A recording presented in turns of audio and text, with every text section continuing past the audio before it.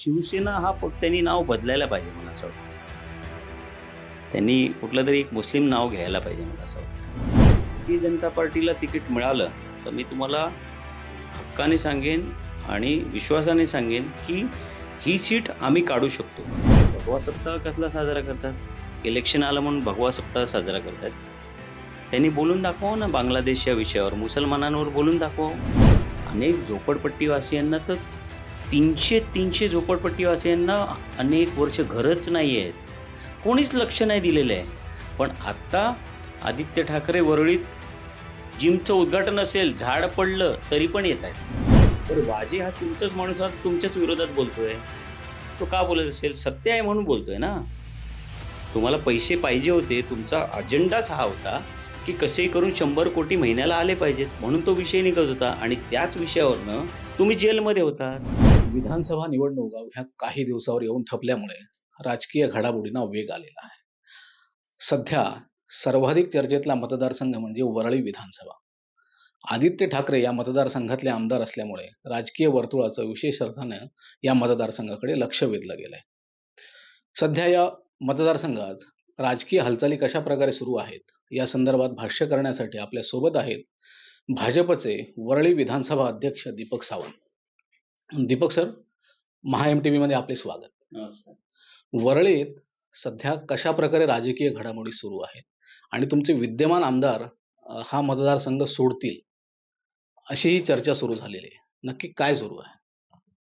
वरळीत सध्याच्या घडामोडी म्हणजे ज्या दिवशी लोकसभा चा रिझल्ट लागला आणि वरळी ही भारतीय जनता पार्टीने जेव्हा लढली होती, त्यावेळेस ती 30,000 मायनस होती आणि यावेळेस लोकसभेत भारतीय जनता पार्टी आणि महायुतीने केलेल्या कामामुळे ती आता 6,000 मायनस झाली. जिथे 3 आमदार, 1 खासदार, 6 नगरसेवक, 2 महापौर हे एवढे असताना तुम्ही खाली जाता.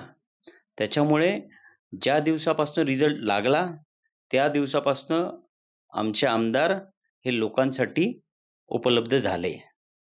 उभाटा गटातल्या काही नेत्यांनी सुद्धा लोकसभेला महायुतीच्या उमेदवाराला मदत केली अशी ही चर्चा आहे. यात कितपत तथ्य आहे? नाही, मदत केली असं मला वाटत नाही, पण त्यांचं त्यांच्यातच जुळलेलं नव्हतं. कारण यांच्यातच गट आहेत. वरळीमध्ये उभाटा गटामध्येच गट असल्यामुळे त्याच्यामुळे मला तर माहीत नाही की अशी काय कोणी मदत केली अशी. पण त्यांचं जमत नाही हे मला माहीत आहे. त्यांच्यातच गट आहेत. लोकसभेचं मताधिक्य पाहता महायुतीचं ह्यावेळेस भाजपचा उमेदवार असेल की शिवसेनेचा? बघा, हा कुठल्याही भाजपच्या कार्यकर्त्याला, नेत्याला जर तुम्ही असे प्रश्न विचाराल, तर आपला पक्ष, भारतीय जनता पार्टी हा पक्ष शिस्तीचा पक्ष आहे आणि आपल्याकडे जे महाराष्ट्राच्या नेतृत्वातून आणि केंद्रीय नेतृत्वातून जे निर्णय होतात, त्या निर्णयाप्रमाणे चाललं जातं. गेले 25 वर्ष आपण ही जागा लढलो नव्हतो. 2014ला फक्त युती नव्हती झाली, त्यावेळेस आमचे सुनील राणे तिथून लढले होते. त्याच्या अगोदर अ, अशी कुठलीच वेळ नाही आली आणि प्रत्येक इलेक्शनमध्ये ही उभाटालाच जागा जात होती. आपण युतीत जरी होतो त्यावेळेस. त्यामुळे आपलं आपलं काम काम करणं असतं कार्यकर्त्याचं. त्यामुळे जसा वरून निर्णय होतो तसा. जर भारतीय जनता पार्टीला तिकीट मिळालं, तर मी तुम्हाला हक्काने सांगेन आणि विश्वासाने सांगेन, की ही सीट आम्ही काढू शकतो. आम्हाला एक तर भारतीय जनता पार्टीची ताकद वाढली आहे. वॉर्डा-वॉर्डात, बूथ-बूथमध्ये ताकद चांगली वाढलेली आहे. गेल्या अनेक वर्षामध्ये अनेक कामं झाली. मागच्या ह्या इलेक्शनच्या मुळे आमचे दोन्ही नेते म्हणजे लोढाजी आणि नार्वेकरजी हे पूर्ण वरळी विधानसभा पिंजून काढली. ती पिंजून काढताना वरळीचे एवढे प्रश्न लक्षात आले, की 25 वर्ष ह्यांची पूर्ण सत्ता असताना नगरसेवक, आमदार, खासदार असताना यांनी काही काम केलेलं नाही हे कळलं. अनेक झोपडपट्टीवासियांना तर 300 झोपडपट्टीवासियांना अनेक वर्ष घरच नाही आहेत. कोणीच लक्ष नाही दिलेलं आहे. पण आता आदित्य ठाकरे वरळीत जिमचं उद्घाटन असेल, झाड पडलं तरी पण येतायत. त्यामुळे हा जो बसलेला धक्का आहे ना, जो लोकसभेला मिळालेलं जे मतदान आहे, तो धक्का त्याच्यामुळे ते सारखे येतायत आणि दाखवतायत, की मी काम केलं. खरं जर काम करायचं होतं तर ते पालकमंत्री होते, ते मंत्री होते. ते मुख्यमंत्र्यांचे चिरंजीव होते. वरळी तर त्यांनी ताजमहल बनवू शकले असते. म्हणजे एकदम ॲडव्हान्स गोष्टी करू शकले असते. पण त्यांनी नाही केलं. कुठल्याही प्रश्नाकडे लक्ष नाही दिलं. मी तर तुम्हाला विचारतो आणि तुमच्या माध्यमातून आदित्यजींना विचारतो, की तुम्ही 5 वर्षात एक ठोस केलेलं काम वरळीसाठी ते फक्त सांगून दाखवा. आदित्य ठाकरे असंही म्हणतायत, की वरळीत राजकीय चिखल खूप झालेला असला, तरी भाजपचं कमळ मी फुलू देणार नाही.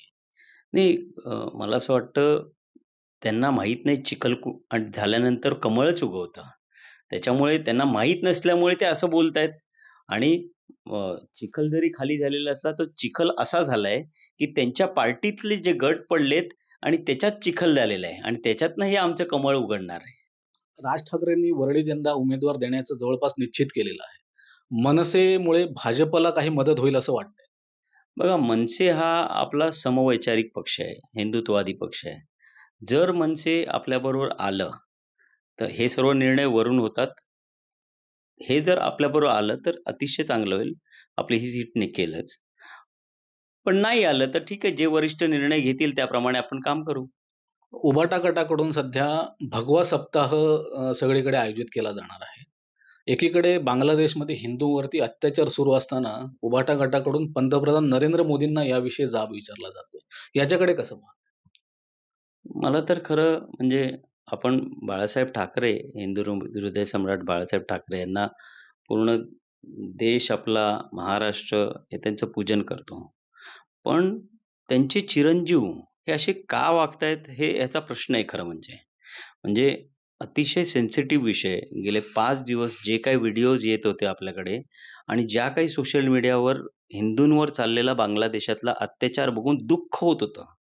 दुःख यामुळे होत होतं, की आपण इथे बसून काहीच करू शकत नाही. अशा गोष्टीवर जर आपण काही करू शकत नाही, तर आपली संवेदना व्यक्त करायची असते, आपलं दुःख व्यक्त करायचं असतं. हे फक्त नुसते बोलतात, की ते प्राईम मिनिस्टर आहेत ते बघतील. अरे पण आपण एक माणूस म्हणून काही बोलू शकतो ना, की यार माझ्या हिंदूंना त्रास होतोय त्यांच्याकडे बघायला पाहिजे. त्याबद्दल काहीच बोलत नाहीत. भगवा सप्ताह कसला साजरा करतात? इलेक्शन आलं म्हणून भगवा सप्ताह साजरा करतायत. त्यांनी बोलून दाखवावं ना बांगलादेश या विषयावर, मुसलमानांवर बोलून दाखवावं. आम्ही कुठल्याही जाती धर्माला मानत नाही, खरं तर. पण जो हिंदुस्थानी आहे, तो हिंदुस्थानी आहे. मग तो कुठल्याही जातीचा असेल. जर तो देशद्रोही आहे, तर देशद्रोही आहे. मग ते बोलायला परखडपणे शिकायला पाहिजे. असं अ, अर्धवट बोलून काम चालणार नाही. वरळीमध्ये काल तुम्ही अ, बांगलादेशमध्ये हिंदूवर होणाऱ्या अत्याचारांचा निषेध नोंदवण्यासाठी जोरदार आंदोलन केलं. सलमान खुर्शीद यांनाही जोडे मारो आंदोलन करण्यात आलं. त्याबाबत कसं आहे, सलमान खुर्शीद हा असा विक्षिप्त माणूस आहे. हा स्वतः परराष्ट्र मंत्री राहिलेला माणूस आहे. तो असं विधान करतो. बघा, हा काँग्रेस आणि हे असे नेते जे आहेत, त्यांचा हा प्लॅन आहे. गेले 2 टर्म आणि ही तिसरी टर्म त्यांना सत्ता मिळाली नाही आणि सत्तेशिवाय ते राहू शकत नाही आणि त्यामुळे ही विधानं करत असतील ते आणि जेणेकरून अशी विधानं करून कुठेतरी दंगली होतील आणि त्या दंगलीचा फायदा घेऊन ह्यांना सत्ता मिळेल असं वाटत असेल, म्हणून ते असं करतायत. आश्चर्य असं आहे, की त्यांच्या मांडीला मांडी लावून बसलेले उभाटा गटाचे आमचे ठाकरे साहेब, हेही काय बोलत नाहीत. बरं सी खरं म्हणजे बांगलादेशचा विषय झाला, तर सी हा कोणासाठी झाला होता? जे अल्पसंख्याक आपल्या आजूबाजूच्या देशांमध्ये आहेत, त्यांना जर आसरा पाहिजे असेल, तर त्यांना इथे नागरिकत्व द्यावं, याच्यासाठी सी झाला होता. त्याला विरोध कोणी केला होता? काँग्रेसने आणि उद्धवजींनी पण विरोध केला होता. मग हिंदूंच्या विरोधात नाही का तुम्ही? आता सरळ स्पष्ट आहे. आणि तुमच्या प्रश्नाचं उत्तर म्हणजे हे सलमान खुर्शीदसारखे लोकं ह्यांना दंगली घडवायच्या आहेत आणि दंगली घडवून जे आपलं भारत देश एवढा पुढे चाललेला आहे तो रोखायचा आहे. तुमच्या वरळीतले एक रहिवासी आहेत, जे माजी गृहमंत्री होते अनिल देशमुख. त्यांच्यावरती काल मुंबईचे माजी पोलीस आयुक्त परमबीर सिंग यांनी गंभीर आरोप केलेत. भाजपचे नेते देवेंद्र फडणवीस म्हणा, गिरीश महाजन, प्रवीण दरेकर यांच्यावर गुन्हे दाखल करण्यासाठी अ, सिल्व्हर ओक आणि मातोश्रीकडून दबाव होता, असं त्यांनी म्हटलेलं आहे. या आरोपांकडे तुम्ही कसं? मग कसं आहे, की आम्ही पूर्वीपासूनच म्हणत होतो, की देवेंद्रजी जे आमचं राज्य चालवत होते महाराष्ट्राचं आपलं, ते बरोबर चालवत होते आणि त्याच्यावर आरोप-प्रत्यारोप हे होत होते, तेव्हाही होत होते आणि तेव्हा उलट्या पद्धतीने होत होते. आज अचानक इलेक्शन जवळ येतं, त्याच्यानंतर अनिल देशमुख खोटे-खोटे आरोप करायला लागतात. मग खोटे आरोप केल्यावर खरं जे बाहेर पडतं, म्हणूनच ते प प परमवीरजी हे स्टेटमेंट करतायत. दुसरा विषय असा, की सर्वात पहिलं वाजेला नोकरीमध्ये आणणारा कोण? कोणाच्या सांगण्यावरनं तुम्ही वाजेला नोकरीमध्ये आणलत, हे पहिलं स्पष्ट करा ना. त्याच्यावर तुम्ही बोलायला तयार नाहीयेत. कारण वाजे हा अ, शिवसेना उभाटा गटाचा म्हणजे त्यावेळीची शिवसेना, आत्ताचा उभाटा याचे पदाधिकारी होते ते. आणि त्यानंतर सस्पेन्शन झाल्यानंतर त्यांना परत नोकरीवर घेण्यात आलं. कोणाच्या सांगण्यावरनं? उद्धवजींच्या सांगण्यावरनं. हे का नाही सांगत आहे? बरं वाजे हा तुमचाच माणूस हा तुमच्याच विरोधात बोलतोय. तो का बोलत असेल? सत्य आहे म्हणून बोलतोय ना. तुम्हाला पैसे पाहिजे होते. तुमचा अजेंडाच हा होता, की कसेही करून 100 कोटी महिन्याला आले पाहिजेत. म्हणून तो विषय निघत होता आणि त्याच विषयावरनं तुम्ही जेलमध्ये होतात. तुम्ही जेलमध्ये आणि तुम्ही आता काही सुटलेला नाही. तुम्ही जामिनावर सुटलेला आहात. अ, मागच्या काही दिवसात लव्ह जिहादची घटना एक उरणमध्ये घडली आणि धारावीमध्ये एका हिंदुत्ववादी कार्यकर्त्याची हत्या करण्यात आली कट्टरपंथीयांकडून. या विरोधात उभाटा गटाकडून काही प्रतिक्रिया सुद्धा देण्यात आली नव्हती. भाजपचे कार्यकर्ते म्हणून याच्याकडे कसं? बघा पहिलं तर दुःख होतं, की उभाटा गटाचे नेते काहीच या विषयावर बोलत नाहीत. त्यांना असं वाटतंय, की लोकसभेत ज्याप्रमाणे मुस्लिमांची एक गठ्ठा मतं मिळाली, तीच एक गठ्ठा मतं त्यांना आता पाहिजेत. त्याच्यामुळे ते त्यांच्या विरोधात बोलत नाही. आता खरं तर ते शिवसेना हा त्यांनी नाव बदलायला पाहिजे मला असं वाटतं. त्यांनी कुठलंतरी एक मुस्लिम नाव घ्यायला पाहिजे मला असं वाटतं. धन्यवाद सर महाएमटीव्हीशी संवाद साधल्याबद्दल. तर हे होते वरळी विधानसभेचे अध्यक्ष दीपक सावंत. वरळीत भाजपला जर संधी मिळाली, तर यंदा भाजपचा आमदार निश्चितपणे निवडून जाईल, असा विश्वास त्यांनी व्यक्त केलेला आहे. कॅमेरामन साक्षात सावंतसह मी सुहास शेलार, महा एमटीव्ही मुंबई.